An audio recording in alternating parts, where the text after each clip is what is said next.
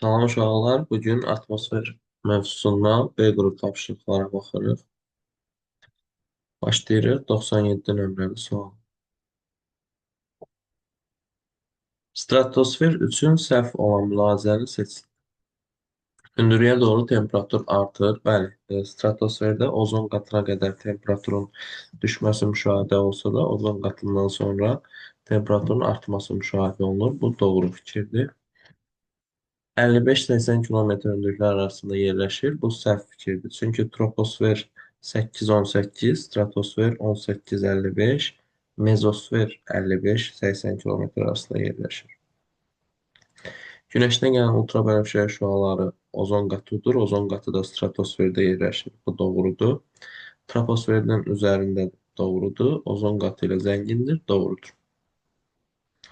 Günəşdən gələn radiasiyanı daha çox əks etdirən səth təzə yağmış qar və buz səthidir. Yəni bu buz və qar istini özündə saxlaya bilmir. Yəni siz heç vaxt əlinizi qara, buza vuran zaman onu isti halda görə bilmərsiniz. Əks halda əriyir. Yəni isti olanda əriyir. Ona görə də radiasiyanı əks etdirən səthdir.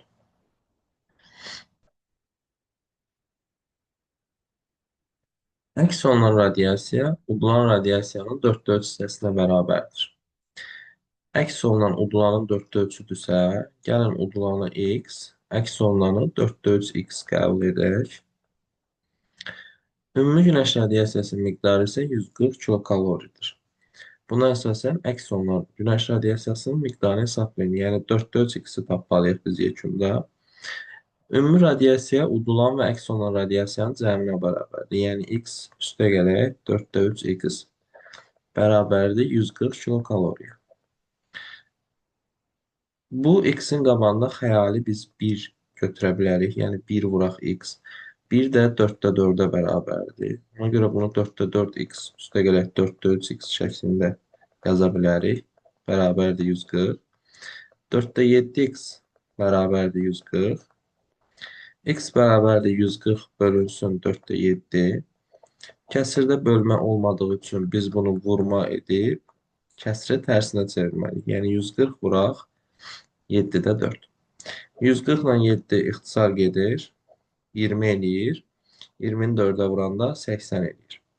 80 kilokalori bizim udulan radiasiyamızdır. Çünki biz udulanı x qəbul eləmişdik. Amma bizdən sonra əks olunanı soruşur. Yəni 4/3x. 140 ümumidir. 80 udulubsa, deməli 60 da əks olunur. Cavab Y variantı. Cənub yarımkürəsinin okean səthində ən soyuq ay. Cənub yarımkürəsində qış ayları, şimal yarımkürəsinin yay ayları olan iyul, avqust aylarıdır. Okean səthində ən soyuq ay deyirsə, biz qış ayının girdiyi iyun ayını yox, heç iyulu da yox, avqustu götürəcəyik. Nə üçün? Çünki qış ayı daxil olur iyunda. İyulda torpaq səthi ən soyuq vaxtına çatır. Çünki torpaq istini özündə bir müddət saxlaya bilir. Avqustda isə su səthi özünün ən soyuq vaxtına çatır. Çünki su istini özündə daha uzun müddət saxlaya bilir. Məsələn, isti də desəydi, yəni okean səthinin ən isti vaxtı desəydi, cənubda yanvar, dekabr, yanvar, fevral aylarıdır, yay ayları. Biz fevralı götürəcəyik. Çünki dekabrdan hava isinməyə başlayır. Yanvarda artıq torpaq ən isti həddinə çatır. Fevralda isə su özünün ən isti həddinə çatır. Burada biz ən soyuq kimi avqustu götürəcəyik. Şimal yarımkürəsinin okean səthinə ən soyuq ay, şimalda qış ayları dekabr, yanvar, fevraldır. Biz burada fevralı götürəcəyik. Çünki su istini özündə yaxşı saxladığı üçün gec soyuyur. Yəni artıq qışın bitiminə doğru.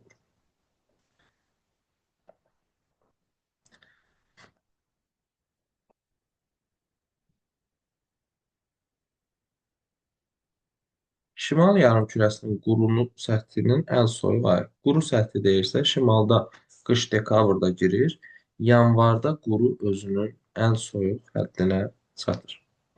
Cənub yarımkürəsinin quru səthinin ən soyuq ayı cənubda qış iyunda girir, iyulda ən soyuq həddə çatır. Quru səth. Cənub yarımkürəsində mütləq maksimum temperatur qeydə alınıb Avstraliya. materikində müsbət 52 dərəcə Selsi.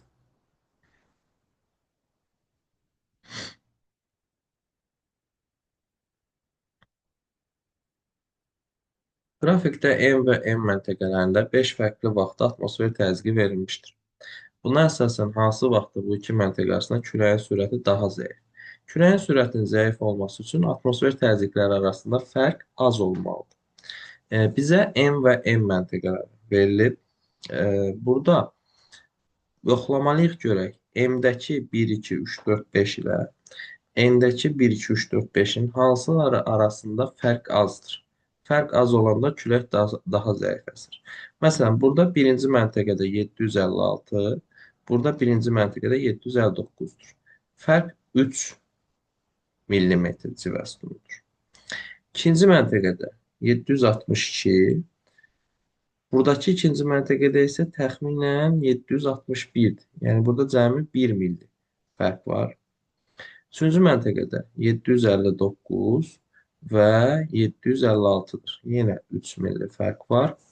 Dördüncü məntəqədə 753 və təxminən yenə 761-dir. Burada 8 milli fərq var. Beşinci məntəqədə təxminən 758 və 763-dür. Burada da 5 milli fərq var. Ən az fərq ikinci məntəqədədir. Deməli, ən zəif külək ikinci məntəqədə əsəcək. Ən güclünü soruşsaydı isə biz dördüncü məntəqəni seçəcəydik.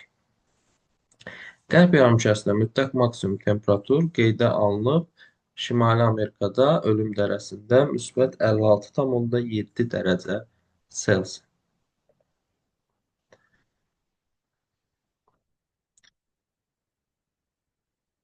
Adalarda havanın orta illik temperaturunun azalma ardıcılığı. Temperaturun azalma ardıcılığı deyirsə, biz istidən soyuğa düzməliyik. Bu adaların içərisində ən isti Şri-Lanka olar. Hind okeanında, Hindistan cənubunda yerləşir. Bir hissəsi ekvatorial iqlimdə, bir hissəsi subekvatorial iqlimdə. Daha sonra Siciliya subtropik iqlimdə yerləşir Avropada və Baffin torpağı subarktik və arktik iqlimlərdə, yəni soyuq iqlimdə yerləşir Kanadanın şimalında. Burada ilə ardıcıllıq 1, 2, 3 formasında olacaq. Ərazilərin illik temperatur amplitudunun artma ardıcıllığı. Amplitud deyirsə, illik amplitud. Burada yayın ən isti temperaturu ilə qışın ən soyuq temperaturu arasındakı fərqin böyük olmasından söhbət gedir. Artma ardıcılığı deyirsə, az fərqdən çox fərqə doğru düzməliyik. Yay və qış arasındakı temperatur fərqi ən böyük olur kəskin kontinental iqlimdə Mərkəzi Asiya, Şimali Asiya regionunda. Ən az fərq olur ekvatorial enliklərdə. Yəni biz burada ekvatorialdan kəskin kontinentala doğru düzməliyik. Burada ekvatorialda yerləşən Konqodur. Daha sonra subtropikdə böyük Çin düzənliyi, subtropik mussondadır. Turan ovalığı isə kəskin kontinental iqlimə düşür bir hissəsi. Ona görə orada amplitud böyük olur. Burada da ardıcıllıq yenə 1, 2, 3 formasındadır. Verilən adaların orta illik temperaturun azalma. Azalma deyirsə, istidən soyuğa düzməliyik. Qrenlandiya yerləşir arktik, subarktik mülayim iqlimlərdə, Şimali Amerikanın şimalında. Burası soyuq olacaq. Siciliya subtropikdədir. Kalimantan ekvatorialdadır. Böyük Britaniya isə mülayimdədir. Ən isti burada Kalimantan olacaq. Daha sonra subtropikdə yerləşən Siciliya, sonra mülayimdəki Böyük Britaniya və subarktik arktikdəki Qrenlandiya. 3, 2, 4, 1 cavab C variantı.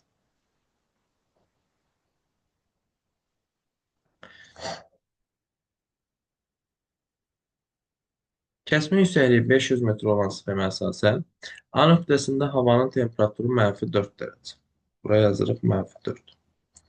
B nöqtəsində atmosfer təzyiqi 680 mm civə sütunu. Bu da olsun 680. Buna əsasən A nöqtəsindəki təzyiqi, B nöqtəsindəki temperaturu tap. Baxaq, kəsmə yüksəklik 500-dürsə, gəlin A ilə B arasındakı hündürlük fərqinə baxaq. B-dən A-ya 1, 2, 3 horizontal var. Və kəsmə yüksəklik 500-dürsə, deməli B-dən A-ya 1500 metr hündürlük fərqi var və A daha hündürdədir. Çünki Berkştirlər çölə baxır. Deməli, bu bir təpədir və yaxud dağdır. A isə dağın zirvəsinin yaxınlığındadır. A B-dən hündürdədirsə, A-da temperatur B-dəkindən az olacaq. Atmosfer təzyiqi də yenə az olacaq. Çünki hündürə qalxdıqca təzyiq və temperatur aşağı düşür. Görək 1500 metrə təzyiq və temperatur nə qədər dəyişir?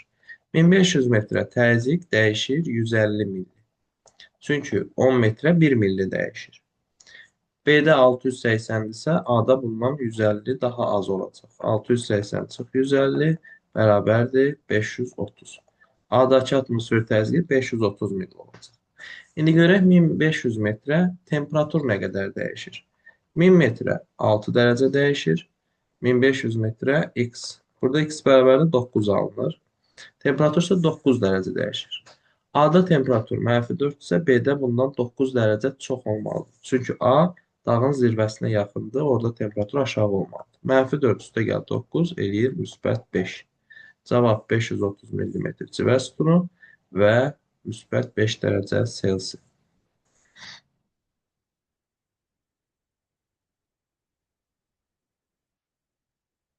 İstəməzsən L və M məntəqə arasında təzyiq fərqini tap. Burada bizə açarlar verməlidir. Dəniz 0 metr olur. Hündürlüyü dəniz səviyyəsinin. Çay burada bizim heç bir işimizə yaramır. Bu sizin fikrinizi qarışdırmasın. Bu bir horizontal deyil. Bunu ümumiyyətlə nəzərə almayacağıq. Baxaq burada digər açarımız burada 3600 yazılıb. Neçənci horizontala yazılıb? 1, 2, 3. Sıfırdan 3 addım sonra 3600 olubsa, deməli kəsmə yüksəkliyi bərabərdir 1200 metr. İndi L ilə M məntəqə arasında təzyiq fərqinə baxaq. M məntəqəsi dənizdən sonra birinci horizontaldadır. L məntəqəsi dənizdən sonra 5-ci horizontaldadır. Bu ikisinin arasında 4 horizontal var. Yəni 4 kəsmə yüksəklik var. Kəsmə yüksəkliyimiz isə 1200-ə bərabər olduğu üçün bu ikisinin arasında 4800 metr məsafə var. 4800 metrədə atmosfer təzyiqi 480 millimetr civə sütunu dəyişir. Çünki 10 metrə 1 milli dəyişir.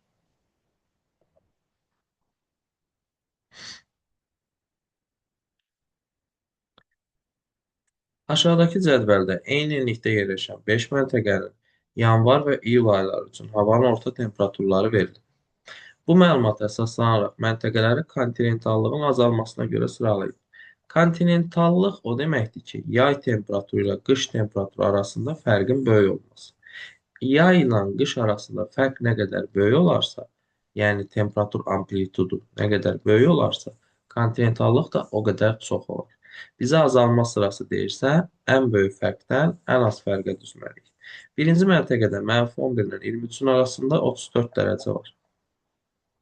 İkinci məntəqədə 0 ilə 28-in arasında 28 dərəcə var. Üçüncü məntəqədə 4 ilə 21-in arasında 17 dərəcə var. Dördüncü məntəqədə 5 ilə 24-ün arasında 19 dərəcə var. Beşinci məntəqədə 3 ilə 25-in arasında 22 dərəcə var. İndi ən böyük fərqdən ən kiçiyə düzək. Ən böyük fərq 1-dədir, sonra 2-də, sonra 5-də, sonra 4-də, sonra 3-də. 1, 2, 5, 4, 3 cavab A variantı.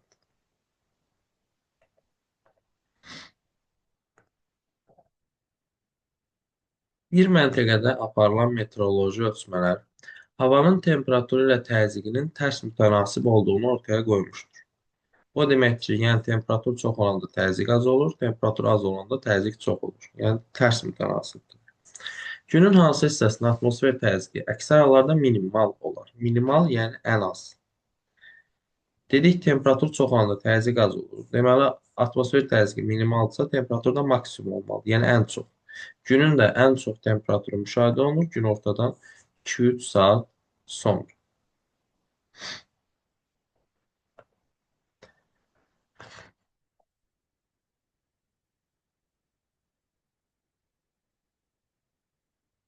Yetmiş altıya baxırıq. Yoxsa yox, nə 76? Neçədəydik?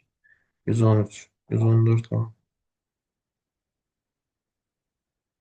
Aha, 114 burada. Bir vərəq sualdır. Deyir ki, Havanın sutkalıq gedişatına əsasən fiziki aşınmanın ən böyük qiymət aldığı qrafik. Fiziki aşınmanın böyük qiymət alması üçün gündüz və gecə temperaturu arasında fərq çox böyük olmalıdır. Fiziki aşınma daha çox səhralarda baş verir. Çünki səhralarda gündüzlə gecə arasında temperatur fərqi çox olur. Baxaq birinciyə. A məntəqəsində -5-dən qalxıb -5-ə. Burada 10 dərəcə fərq. B məntəqəsində -5-dən -10-a. Burada 15 dərəcə fərq. C məntəqəsində -5-dən -25-ə. Burada 30 dərəcə fərq var. D məntəqəsində -15-dən -5-ə 10 dərəcə fərq var. Y məntəqəsində 0-dan -10-a yenə 10 dərəcə fərq var. Fiziki aşınmanın baş verməsi üçün fərq böyük olmalıdır. Ən böyük fərq burada C variantında müşahidə olunur. Yəni gecə və gündüz maksimumdan minimum arasında fərq böyük olur.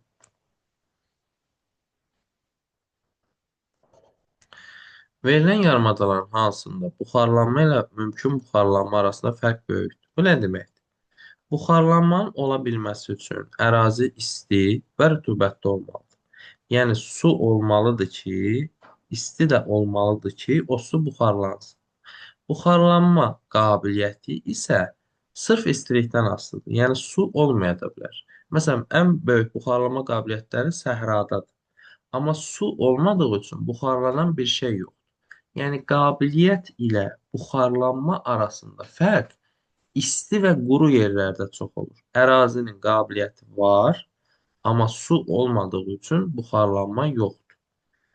Burada cavab olacaq Ərəbistan yarımadası. Çünki Ərəbistan quru tropik iqlimdə yerləşir. Səhralar orada çoxdur. Ərazidə mümkün buxarlanma böyükdür, ərazi çox istidir, amma su olmadığı üçün buxarlanma yoxdur. Ona görə də mümkün buxarlanma ilə buxarlanma arasında fərq böyükdür.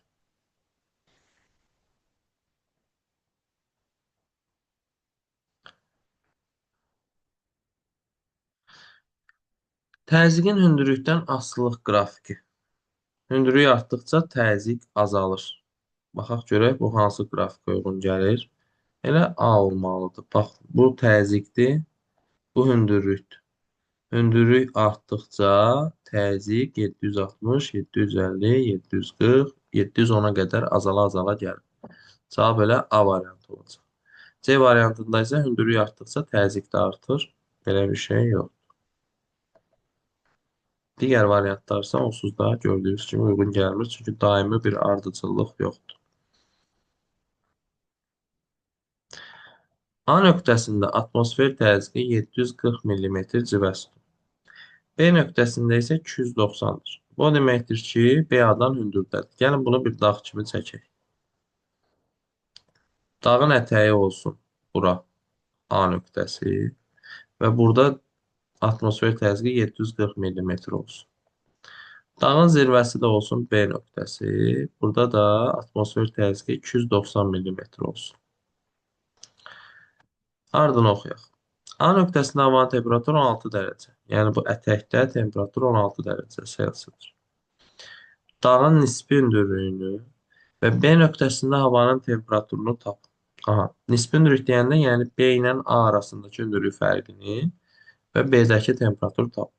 Bunun üçün bizə açar olaraq 2 dənə atmosfer təzyiqi verir. Görək atmosfer təzyiqi fərqi nə qədərdir? 740 çıxaq 290. 740-dan 290 çıxanda 450 edir. A ilə B arasında atmosfer təzyiqi 450-dirsə, deməli hündürlük fərqi 4500-dür. Çünki atmosfer təzyiqi hər 10 metrdə 1 milli azalır. Deməli dağın nisbi hündürlüyü 4500-dür. İndi B-dəki temperatura baxaq. Bəs 4500 metrdə temperatur nə qədər dəyişir? Əgər 1000 metrdə 6 dərəcə dəyişirsə, 4500 metrdə də x dərəcə dəyişir. Buradan tənliyin cavabı belə olur ki, x bərabərdir, deməli 27 dərəcə olacaq. Temperatur 27 dərəcə dəyişəcək. A-dan B-yə getdiksə isə temperatur azalmalıdır. Çünki B dağın başındadır. A-da 16-dırsa, B-də də bundan 27 dərəcə az, yəni -11 dərəcə olacaq. Deməli, nisbi hündürlük 4500, Temperatur -11 dərəcə.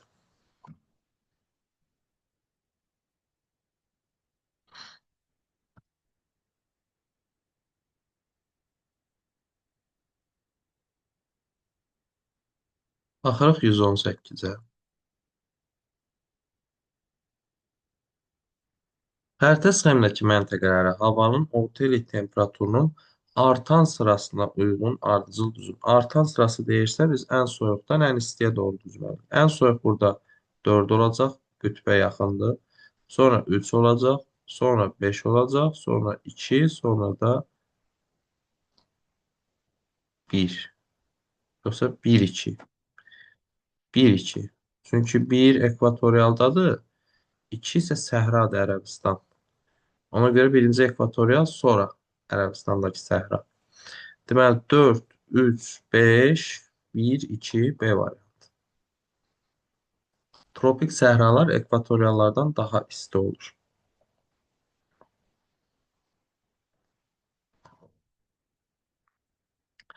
Xəritə sxemində verilən məntəqələrin illik temperatur amplitudalarını artma ardıcıllığı ilə düzün. İllik temperatur amplitudu yay ilə qış arasındakı temperatur fərqidir. Bu bayaq dedik, ən çox kəskin kontinental iqlimdə olur. O da Asiyadadır, Şimali Asiya regionunda və Mərkəzi Asiya regionunda. Ən az amplituda isə ekvatorial enliklərdə olur. Çünki il boyu isti olur həmin ərazilər. İndi burada artma ardıcılığı deyirsə, ən az fərqdən ən çox fərqə düzməliyik. Ən az fərq 1-dədir, ekvatorialda yerləşdiyi üçün. Daha sonra subtropikal Aralıq dənizində yerləşən 2-də olacaq. Daha sonra mülayimin kontinentalında yerləşən 3-də olacaq. Daha sonra mülayimin kəskin kontinentalda yerləşən 4-də olacaq. Burada 1, 2, 3, 4 cavab elə A variantı.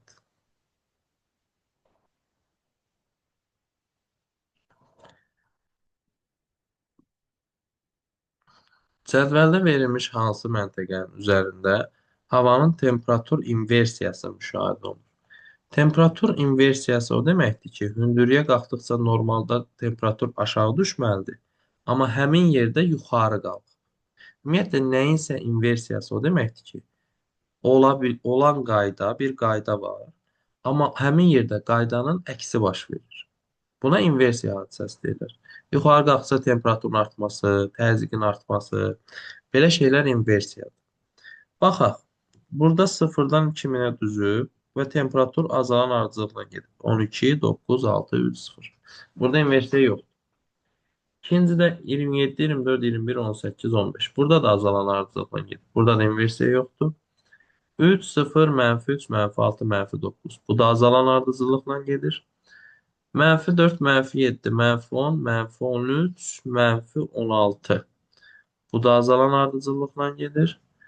18, 15, 12, 14, 16. Aha, burada baxın. 15, 12 azala-azala gəlir. Amma sonra qalxıb olub 14. Burada temperaturun inversiyası baş verir. Sonra da qalxıb olub 16. Yəni normalda azala-azala getməlidir, amma burada 1000 metrə qədər azala-azala gəlib 1000 metrdən sonra artmağa başlayır. Bu hadisəyə deyirlər inversiya. Yer səthindən hündürəyə doğru havanın sıxlığının azalması nəyə səbəb olur? Havanın sıxlığı azalırsa atmosfer təzyiqi də aşağı düşür. Çünki atmosfer təzyiqi havanın sıxlığından asılıdır. Atmosfer təzyiqi havanın cisimlərə göstərdiyi təsir və yaxud havanın kütləsidir. Əgər havanın sıxlığı azalırsa, deməli atmosfer təzyiqi də aşağı düşəcək.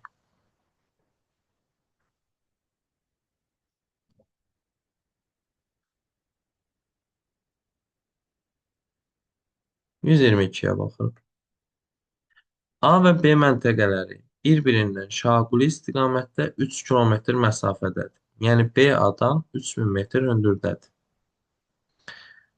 A məntəqəsində havanın temperaturu 22 dərəcə olarsa, burada 22-dir. B məntəqəsində havanın temperaturu və məntəqə arasındakı təzyiqi, atmosfer təzyiqi fərqini tapın. Atmosfer təzyiqi fərqi çox asandır. Çünki 3000 metr varsa 300 olacaq atmosfer təzyiqi fərqi.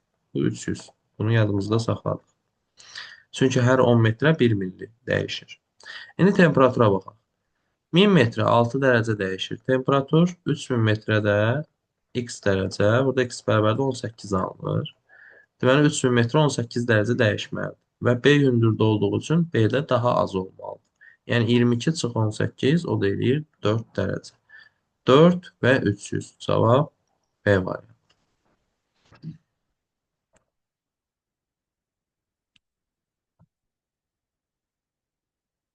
Sxemdə A məntəqəsində temperatur müsbət 6 dərəcə. A məntəqəsi yerləşir dəniz səviyyəsində. Yəni 0 metrdə temperatur müsbət 6 dərəcə Selsidir.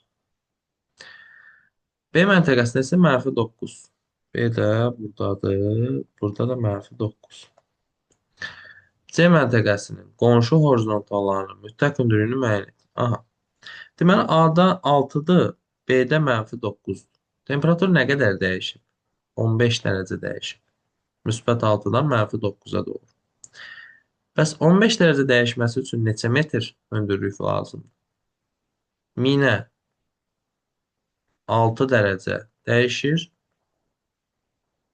Neçəyə 15 dərəcə dəyişir. Yəni hər 6 dərəcə dəyişməsi üçün 1000 metr lazımdırsa, 15 dərəcə dəyişməsi üçün neçə metr lazımdır? Buradan x bərabəri 2500 çıxır. Deməli, A ilə B-nin arasındakı hündürlük fərqi 2500. A-dan B-yə 1, 2, 3, 4, 5 horizontal var. Kəsmə yüksəkliyi tapmaq üçün 2500-ü 5-ə bölürük. Eləyir 500. Yəni kəsmə yüksəkliyi 500 metr. Kəsmə yüksəkliyi 500 metrdirsə, C nöqtəsinin qonşuları görək necə olacaq? Dəniz sıfırdır. Bura 500, bura 1000, bura 1500, bura 2000, bura 2500, burada 3000. C yerləşir 2500 ilə 3000-in arasında.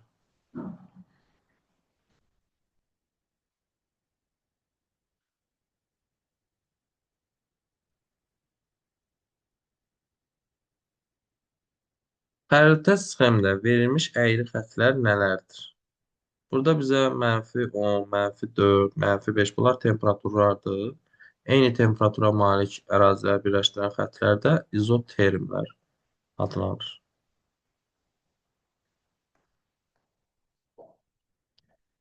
Kəsmə yüksəkliyi 500 metr olan sxemdə A nöqtəsində temperatur -20, atmosfer təzyiqi 520 mm civə sütunu olarsa, B nöqtəsində havanın temperaturu və təzyiqini tapın. Birinci biz A ilə B arasında hündürlük fərqini tapmalıyıq. Kəsmə yüksəklik 5-dirsə, B-dən A-ya 1, 2, 3, 4 horizontal var. 500 vur 4, 2000. Deməli, A ilə B arasında 2000 metr məsafə var. 1000 metrə temperatur 6 dərəcə dəyişir, 2000-ə də 12 dərəcə dəyişəcək. A-da -20-dirsə, B-də bundan 12 dərəcə çox olmalıdır. Çünki Berkştir əsasən bura bir dağdır, A da onun zirvəsinə yaxındır. Dağın da zirvəsində ətəyindən daha aşağı temperatur olur. -20 üstünə 12 gələndə eləyir -8. Atmosfer təzyiqi də 2000 metrə 200 milli dəyişir. Amma B-də adam çox olacaq. Çünki A zirvədədir. 520-nin də üstünə 200 gələndə 720 eləyir. -8 və 720. Tropik siklonların səciyyəvi olduğu ərazi deyəndə, tropik siklonlar Cənub-Şərqi Asiya, Cənubi Asiya, Afrikanın cənub-şərqi, e, Mərkəzi Amerika regionu, bu ərazilərdə tropik siklonlar hakimdir. Buradakı cavablardan da həmin regionlara Mississippi ovalı, Mərkəzi Amerika regionunda yerləşir, tropik siklonlar orada var. Ümumiyyətlə, tropik siklonlar dəniz sahili ərazilərdə və isti yerlərdə olur. Burada açıq okean, yəni burada daxili dənizdən söhbət getmir. Padan, Kolxida, Turan, Anadolu bunlar hamısı materik daxili ərazilərdir. Mississippi ovalığı isə Meksika körfəzi sahilindədir və Atlantik okeana da yaxındır. Oradan tropik siklonlar əraziyə təsir edir.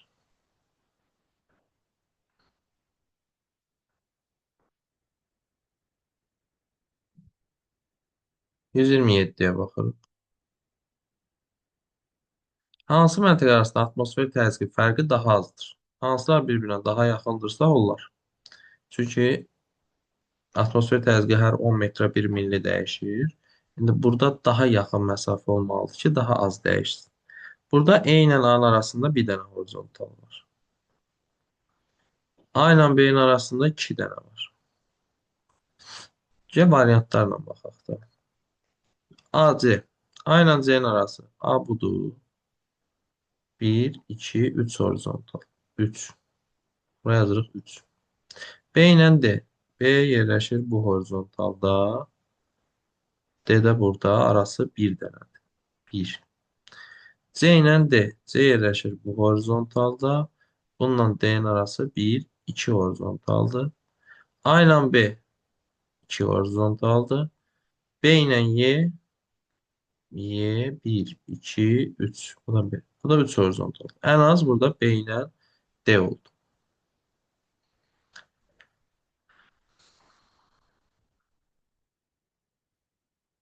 Xəritə sistemində verilmiş ərazilərdən hansında illik temperatur amplitudu müvafiq olaraq minimal və maksimaldır? Bunu bayaq bir neçə dəfə izah elədim.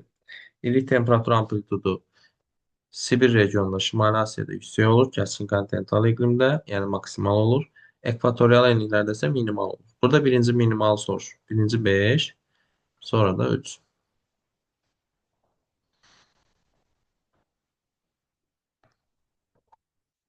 Oktyabr ayının külək günü qrafikinə əsasən məntəqədə hakim külək. Hakim külək ən böyük sıxıntı hara doğrudursa, baxın məsələn bu hissə. Hakim külək deməli oradan əsir. Burada şimal-şərq istiqamətidir. Hakim külək yəni ən çox əsən külək. İl ərzində şimal və cənub küləklərinin hakim olduğu külək günü. Deməli şimal və cənub. Burada A variantında cənub və cənub-qərb. B variantında cənub və qərbdir. D variantında şimal və cənub-şərqdir. Hakim külək, yəni ən çox əsmiş. Çünki ən böyük bunlar verir. E variantında qərblə şərqdir. C variantında isə şimalla cənub. Bizdən də şimalla cənubu istəyirdi. Cavab C variantı.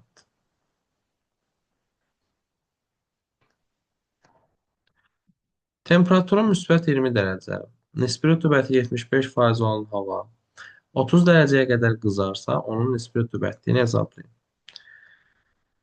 Nəzərə alın ki, 20 dərəcədə 1 kub metr havanın doyması üçün 17 qram, 30 dərəcədə isə 30 qram su buxarı var.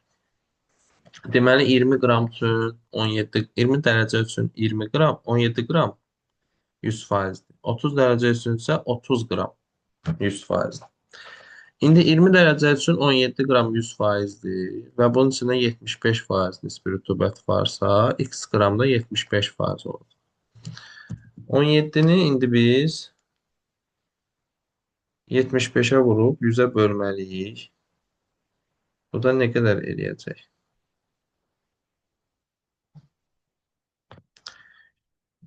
12 tam %75 elədi. Deməli, havada 12 tam %75 qram su buxarı var. Yəni mütləq rütubətlik var. İndi bu hava 30 dərəcəyə qədər qızdı. Onda nisbi rütubət nə qədər oldu? Yəni neçə faiz oldu? 30 dərəcədə 30 qram saxlaya bilir. Yəni 30 qram 30 dərəcə üçün 100%-dir. Bəs 12 tam %75 qram neçə faizdir? Buradan da 12 tam %75-i 100-ə vurub 30-a böləndə 42,5 eləyəcək. Cavab C variantı.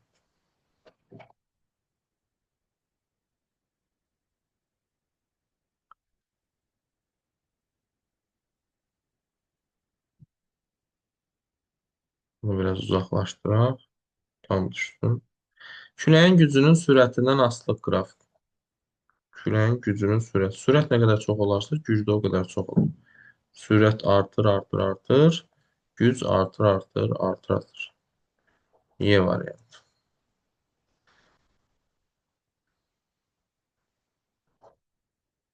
Aşağıdakı sxemlərdən şimal yarımkürəsinin aid olan təzyiq sahələri.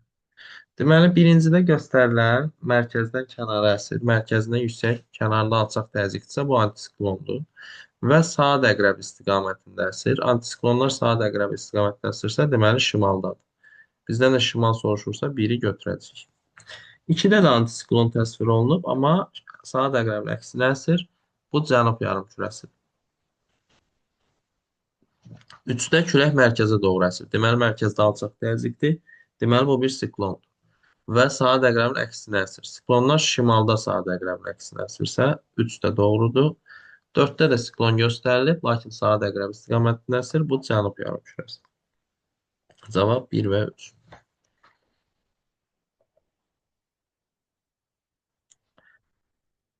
10 dərəcə temperaturda havanın nisbi rütubəti 80% qeydə alınır. Havanın temperaturu 20 dərəcəyə artarsa. Deməli 10 dərəcədə 80% nisbi rütubət var, havada isinəcək. Uşaqlar, əgər hava isinəcəksə, deməli nisbi rütubət aşağı düşəcək. Çünki məsələn 10 dərəcə 9 qram saxlaya bilir, 80% bunun 7,2 qram. 20 dərəcə 17 qram saxlaya bilir. Amma 17 qram saxlaya bilir, yəni 17 qram 100%. Havada da 7,2 qram mütləq rütubət var. 7,2 qram 17-nin 80% deyil. Daha aşağı faizidir. Ona görə nisbi rütubət azalır. Baxaq bizdən nə istəyir? Bulutluluq artar. Bulutluluq artmaz, azalar. Çünki nisbi rütubət də azalacaq. Havadakı rütubət azalacaq. Yağıntı düşmə ehtimalı azalar? Bəli. Çünki nisbi rütubət azalır. Nisbi rütubət azalar? Bəli. Hava su buxarı ilə doyma həddindən uzaqlaşar. Doyma həddindən uzaqlaşar. Bəli, doğru fikirdir. Çünki məsələn 10 dərəcədə 9 qrama doyacaqdı. Amma artıq 20 dərəcədə 17 qrama doyacaq. Yəni doyma həddindən uzaqlaşacaq. O da doğru fikir. Buxarlanma qabiliyyəti azalar. Azalar yox, artar. Çünki hava isindikcə buxarlanma qabiliyyəti də artır. Çünki su istidə buxarlanır. Havada olan su buxarı faktiki miqdarı azalar. Faktiki miqdar 17,2 qram dedim bayaq. Odur. O niyə azalsın ki? Temperatur dəyişir. Faktiki miqdar, mütləq rütubət dəyişmir. Dəyişən şey nisbi rütubət.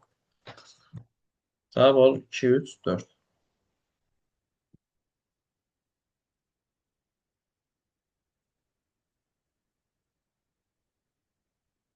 135'e bax.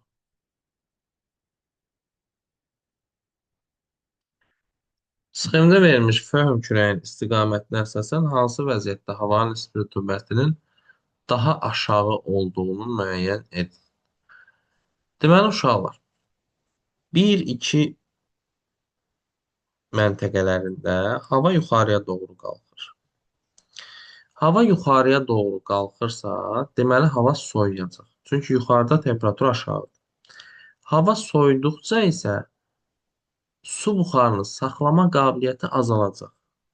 Məsələn, 20 dərəcə isə düşəcək 10 dərəcəyə. Nisbi rütubət avtomatik artacaq. Çünki 20 dərəcənin içində məsələn 10 qram var idisə, indi gələcək 10 dərəcənin içində 10 qram olacaq və 10 dərəcənin saxlama qabiliyyəti ilə 20 dərəcənin saxlama qabiliyyəti eyni olmadığı üçün faiz artmış olacaq. Gəlin bunu əyani göstərək. Məsələn, tutaq ki, burada birinci məntəqədə temperatur 30 dərəcədir. 30 dərəcədə 30 qram saxlaya bilir. Havada da tutaq ki, 12 qram su buxarı var. 12 30-un 40%-dir. Bu havanın nisbi rütubətdir. İndi tutaq ki, yuxarı qalxdım. İkinci məntəqədə temperatur 20 dərəcə oldu. 20 dərəcə 17 qram saxlaya bilir. Havada yenə 12 qram su buxarı var. 12 17-nin 40%-dən çoxdur. Yəni nisbi rütubət artdı. Çünki hava soyudu, su buxarının saxlama qabiliyyəti azaldı. Üçüncü məntəqədə də yuxarıya qalxdığı üçün eyni hadisələr baş verir. Amma artıq 4 ilə 5-də hava aşağıya doğru enir. Soyuqdan istiyə doğru gəlir. İstiyə doğru gəldikcə hava qızır və rütubəti saxlama qabiliyyəti artır. Nəticədə isə nisbi rütubət aşağı düşəcək. Məsələn, bayaq 30-dan 20-yə nümunə çəkdim. İndi elə bil 20-dən 30-a gələcək.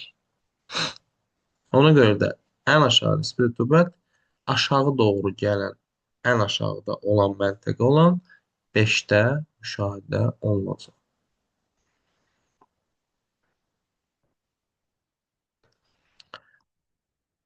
Nöqtələrin yerinə uyğun gələn kürəkləri yazmaqla Eyler-Venn diaqramını tamamlayın. Deməli, ortaya yazıb ki, Asiyanın iqliminə təsiridir. Variantlarda musson, passat, qərb kürəkləri var. Bəli, hamısı onsuz da Asiyaya təsir edir. Bu bizə bir şey vermədi. Sol tərəfə yazıb daimi küləkdir, sağ tərəfə yazıb mövsümi küləkdir. Cavab mussonla passat ola bilməz. Çünki musson daimi külək deyil. Qərblə musson ola bilər. Çünki qərb daimi küləkdir, musson mövsümi küləkdir. Passat da musson da ola bilər. Çünki passat daimi küləkdir, musson mövsümi küləkdir. Passatdan qərb ola bilməz. Çünki bunların hər ikisi daimi küləkdir. Ortaya yazılardı. Qərblə də passat ola bilməz. Yenə hər ikisi daimi kök. İndi gəlin digər fikirləri oxuyaq. Şimal yarımkərəsində şimal-şərqdən cənub-qərbə, cənub yarımkərəsində cənub-şərqdən şimal-qərbə. Söhbət burada passatlardan gedir. Passatlar şimalda şimal-şərqdən cənub-qərbə, cənubda da cənub-şərqdən şimal-qərbə doğru əsir. Qərb küləkləri isə cənub-qərbdən şimal-şərqə, şimal-qərbdən cənub-şərqə. Yəni adı qərb küləyidir də, qərbdən əsməlidir. İkinci isə qış aylarında qurudan okeana, yayda isə okeandan qura bu mussonlardır. Cavab olur. C. Passatlar və mussonlar.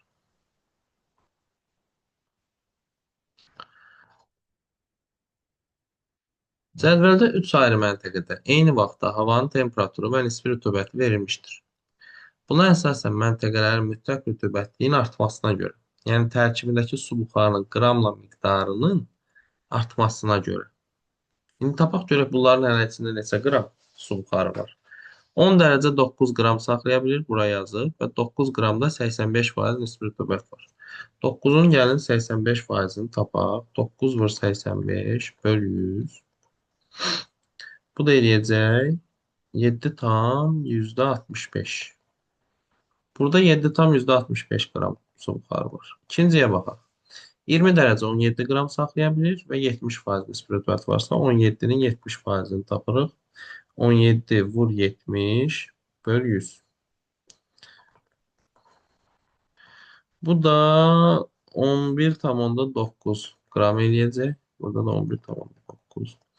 Üçüncüdə isə 30 dərəcədə 30% var. 30 dərəcə isə 30 qram saxlaya bilir. 30 qramın 30%-ni tapırıq. Bu da eləyir 9. İndi bizdən mütləq və artmasına görə deyirsən, ən balacadan ən böyüyə doğru K, ən balaca K-dır. Sonra M, sonra L.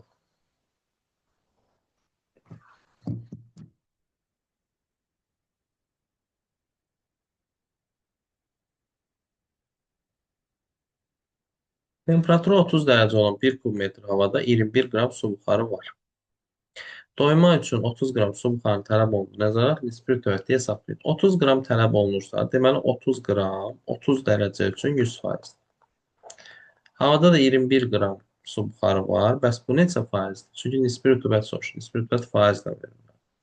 30x bərabər 2100. 2190 bölündə elə 70. Cavab olur 70%.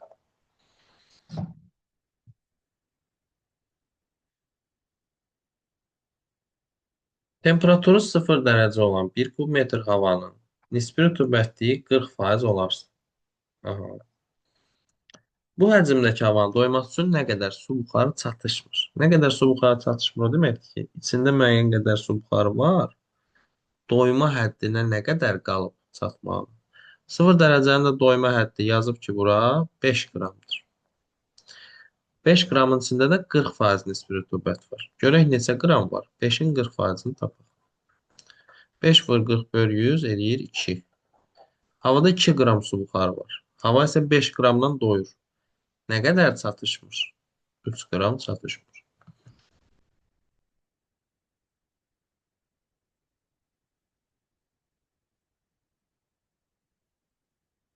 142. Hansı məntəqədə temperaturun daha yüksək olduğunu müəyyən edin. Bizə havadakı su buxarlarını verib və nisbi rütubəti verib. Bu hansının daha yüksək temperaturda olduğunu bilmək üçün biz bu havaların 100%lik göstəricisini bilməliyik. Yəni neçə qram su buxarı saxlaya bildiyini bilməliyik. Ən çox hansı saxlaya bilsə, deməli ən isti də odur. Çünki hava istindikcə daha çox su buxarı saxlayır. Yazıb ki 4 qramdır mütləq rütubətlik. Nisbi isə 75. Yəni 4 qram 75%-ə bərabərdir. Neçənin, yəni neçə 100%-ə bərabərdir. Tapırıq ki 4 neçənin 75%. Bunun üçün 4-ü 100-ə vurub 75-ə bölməliyik. Bu da eləyəcək təxminən 5 tam onda 4, 3. 5 tam onda 3. Deməli, birinci məntəqədəki hava 5 tam onda 3 qram saxlaya bilir maksimum. İkinci məntəqədəkinə baxaq. 5 qram deyir 70%. Bəs neçə qram 100%? Bunun üçün 5-i yenə 100-ə vurub 70-ə bölməliyik. O da düşəcək təxminən 7,1.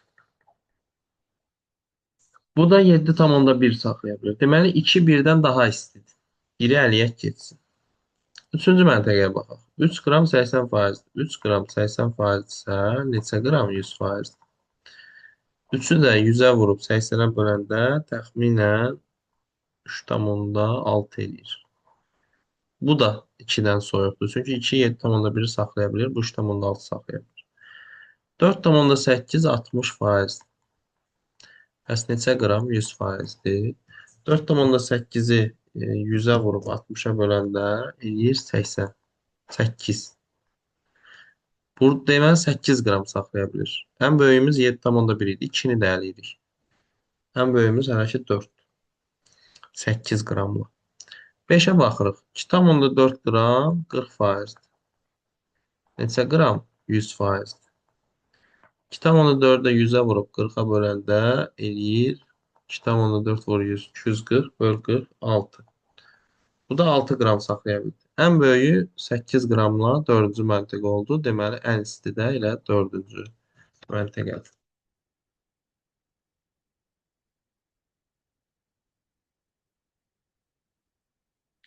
Xəritə sistemində verilən hansı məntəqələrdə yağıntılar daha çox ilin isti dövrünə düşür? Bu iqlim qurşaqlarına aid olan bir mövzudur. İsti dövrdə subekvatoriallarda, mussonlarda düşür. Burada da subekvatorialda 3 və 4 var. Başqa nə var? Bir də 2 var. 2 də subekvatorialdadır. 2, 3, 4. Bu hələ keçilməyib. Bu iqlimə aid olan sual idi.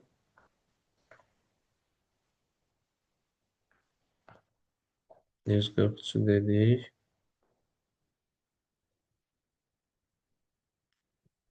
144 harda?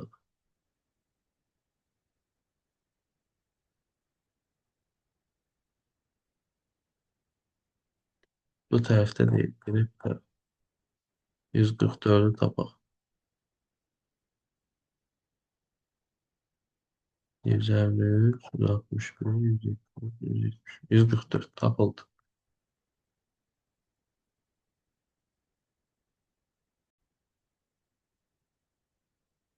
Davam edirik 144-cü sualla. Soyuq havanın isti havanı sıxışdıraraq geri çəkilməsinə məcbur etməsi nəticəsində. Soyuq hava əgər isti havanı sıxışdırırsa, deməli soyuq cəbhə yaranır. Soyuq cəbhə yaranırsa, hava soyuyacaq, təzyiq aşağı düşəcək, bulutluluq artacaq, yağış yağacaq. Bu kimi hadisələr baş verəcək. İndi görək burada nə baş verir. Topa buludlar yağır. Bəli, soyuq cəbhədə leysan yağışlar yağdığı üçün topa buludlar yaranır. Lələkvari buludlar yayda olur. Bu isti cəbhədə müşahidə oluna bilər. Leysan yağışlar yağır. Bəli, topa buluddan leysan yağışlar yağır. Buludsuz hava olur. Yox, isti cəbhədədir bu. İldırım və şimşək çaxır. Bəli, soyuq cəbhə. İsti cəbhə yaranır. Yox, soyuq cəbhə yaranır. Cavab 1, 3, 5. 10 dərəcə temperaturda 1 kub metr havanın nisbi rütubətliyi 70%-dir. Temperaturu 0 dərəcəyə aşağı düşərsə, hava nə qədər su buxarını itirə bilər. Gəlin bir görək havada nə qədər su buxarı var. 10 dərəcədə 70%-dir. 10 dərəcədə 9 qram saxlaya bilir. Görək 9-un 70%-i nə qədərdir? 9 vur 70 bölü 100 eləyir 6,3. Havada 6,3 qram su buxarı var. Və bu hava 0 dərəcəyə soyuyur. 0 dərəcə isə yazıb ki, 5 qram saxlaya bilir. Yəni bunun maksimumu 5 qramdır. 6,3 qram isə buxar var. Deməli, bunun 1,3 qramı havadan ayrılacaq. Yəni yağış olub yağacaq. Çünki 0 dərəcə bu qədəri saxlaya bilmir. Yalnız 5 qram saxlaya bilir. 6,4 çıx 5 eləyir 1,3.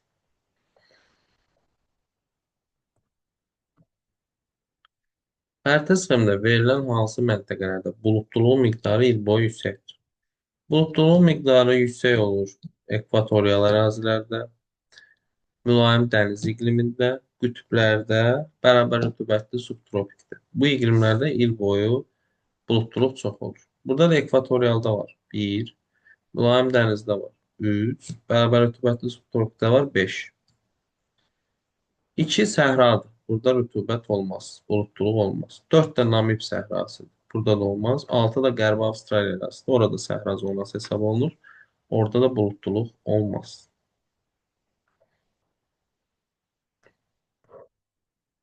Cədvəldə verilən A məntəqəsinin orta illik temperaturunun B məntəqəsindən daha yüksək olmasında hansı amilin rolu daha zəifdir? Deməli, A-da temperatur 18 dərəcə, B-də 11 dərəcədir və bizə müxtəlif səbəblər verir. Bu səbəblərdən hansı daha zəifdir? Görək. A deyir 35 şimaldadır, B 45 şimal enliyində. Bu səbəb normal səbəbdir. Çünki 35 şimal enliyi günəşə daha yaxındır, daha isti olmalı. Bunu çıxaq. A deyir 700 metr hündürlükdədir, B 1200. Hündürə qalxsa temperatur aşağı düşür. Ona görə də B-nin illik temperaturu aşağı düşmüş ola bilər. Bu da səbəbdir. A-ya deyir külək cənub-qərbdən əsir, B-yə şimal-şərqdən əsir. Günəş daha çox yox, ümumiyyətlə 2,23,5-in arasında hərəkət edir. Və 35 23,5-ə daha yaxın, yəni isti yerə daha yaxındır. Və həmin yer buradan cənubda yerləşir. İsti yerdən gələn külək isə havanı isidər. Yəni cənub-qərbdən gələn külək. B məntəqəsi 45 şimaldadır və külək də şimaldan əsir. 45 şimalın yuxarısı gedir şimal buzlu okeana qədər çıxır. Və külək əgər oradan gəlirsə, deməli havanı soyudacaq. Yəni bu da səbəb. Yağıntının orta illik yağıntı miqdarı 680-710. Yağıntı əksinə çox olarsa temperaturu yüksək olur. Yəni məsələn mülayim dəniz iqlimində yağıntı çox yağır deyə temperatur mənfiyə düşmüş. Burada isə A-nın yağıntısını B-dən az verir. Bu səbəb ola bilməz. Səbəb ola bilməz. Yalnız 4 D variantı.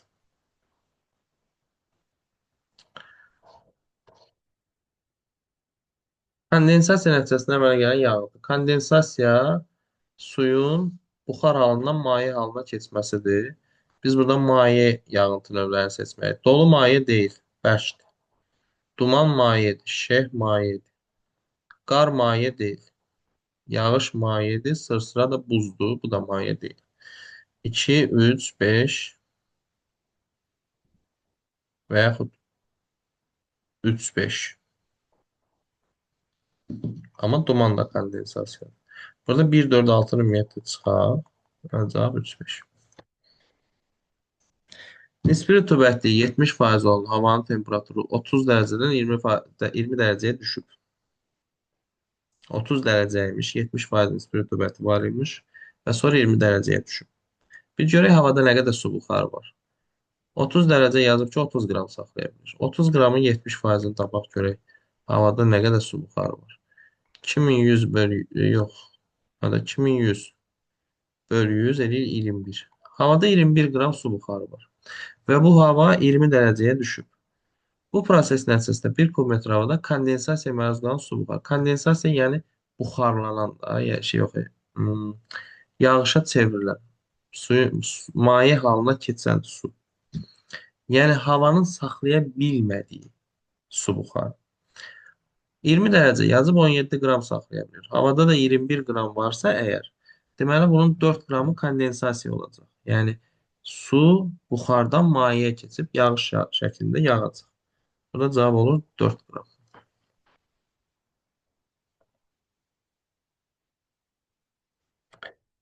Xəritə sahəsindən işarələnmiş bölgələrdən hansında yanvar ayında havanın su buxarı ilə doyma həddi daha yüksək olur?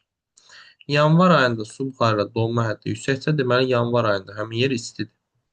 Yanvar ayında da isti olan yer cənub yarımkürəsidir. Çünki yanvarda cənubda qış olur. Cənub yarımkürəsində bir dənə 5 rəqəm var. Cavab olur Y variantı.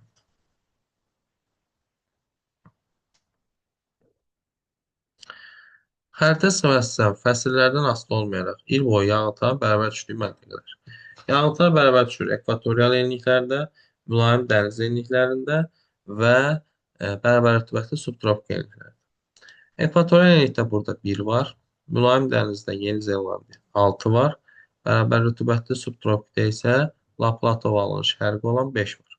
Bu iqlimə aid sualdır. Bu hələ keçirməyib atmosfer bölməsində. Bunu yaza bilməsəz normaldır. 1 kub metr havada su buxarının faktiki miqdarı 16,5 qramdır.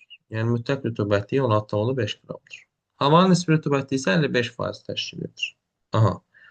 Nisbi rütubət 55%dir. Yəni havadakı su buxarı ola biləcəyin 55%dir və havada 16,5 qram varsa, deməli 16,5 qram elə 55%-ə bərabərdir. Və bizdən soruşur ki, bu havanın doyması üçün nə qədər su buxarı lazımdır? Yəni bəs 100%-i neçə qramdır? Onu soruşur. Doyma. Doyma həddi 100%-lik məqsəddə. Biz dedik 16,5 55%. Bəs neçə qram? 100%. Buna əsasən 16,5-i 100-ə vurub 55-ə böləcəyik. O da yəqin ki 30 qram eləyəcək.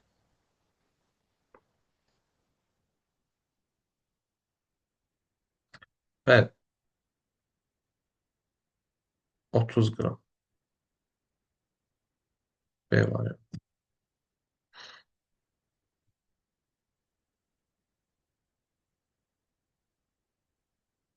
152. 153 tapaq. Bu B qrupunun son səhifəsidir. Bundan sonra 161-də C qrupu başlayır. Yəni 160 daxil olmaqdan baxacağıq bu gün.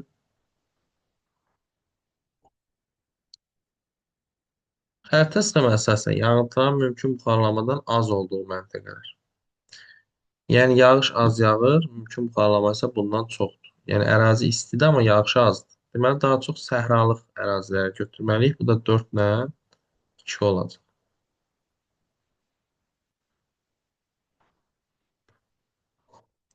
Xəritə sisteməsindən illik yağıntıların daha çox olduğu məntəqə. İllik yağıntı ekvatorial enliklərdə, subekvatorial enliklərdə daha çox yağır. O da olacaq 4, 3 və 5. Həmçinin rütubətli tropiklərdə də çox yağır. 6 Qaraqum səhrasıdır. Bir böyük səhradır, iki də Kolorado platosu böyük hövzə ərazisidir. Bunlar quraq ərazilərdir. Yağış az yağır.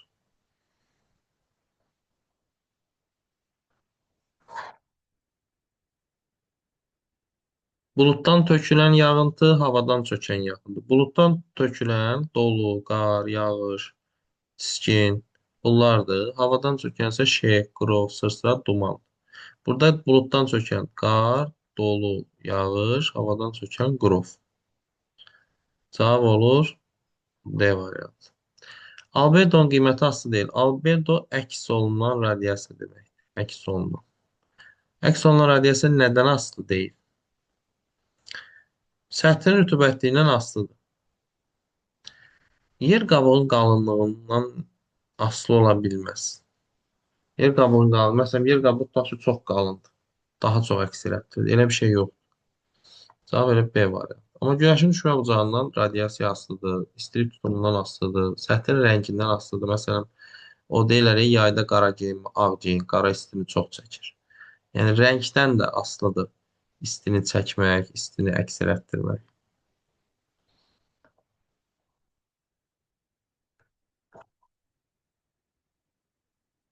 Aramsız narin yağışlar əsasən laylı yağış buludlarından yağır.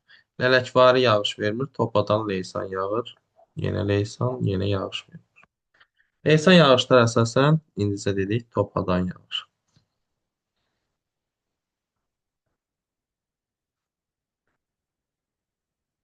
159. Diaqramda A məntəqəsi üçün havanın temperaturunun sutqaraq dəyişilməsi proqnozu verilmişdir. Buna əsasən məntəqədə saat 6-dan 14 aralığında aşağıdakı vəziyyətlərin hansının artımı gözlənilir?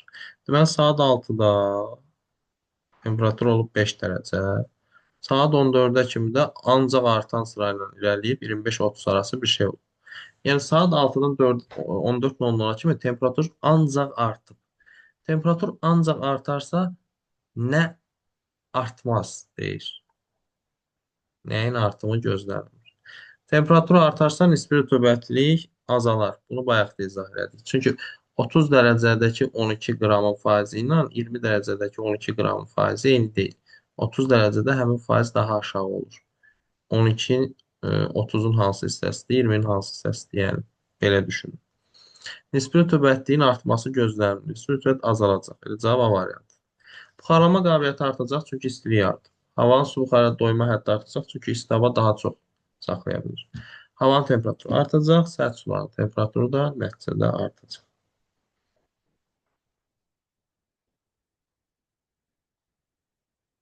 Troposfer təbəqəsinə aid olan əlamətlər. Aşağı sərhədi 80, yuxarı sərhədi 800 min kilometr. Bu termosferdir. Güclü elektrik cərəyan axınları müşahidə edilir. Qütb parıltıları yaranır. Bu da termosferdir. Atmosfer kütləsinin 75-80% buradadır. Bəli. Burada yerləşən ozon təbəqəsi stratosferdədir.